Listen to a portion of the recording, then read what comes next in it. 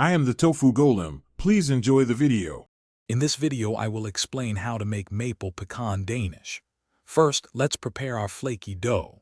You'll start with a simple yeast dough, letting it rise for about 1 hour. Then roll it out, incorporate cold butter, and perform several turns or folds. This lamination process, repeated 3 or 4 times with chilling, creates those wonderful, airy layers. It's a bit of a process, but absolutely worth it for the signature texture.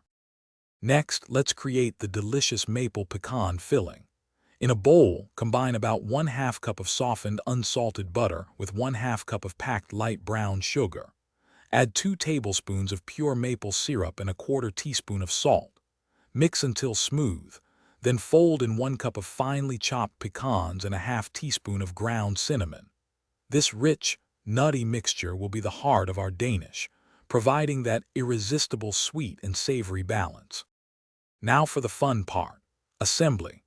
Roll your chilled, laminated dough into a large rectangle, about 12 by 18 inches and 1/8 inch thick.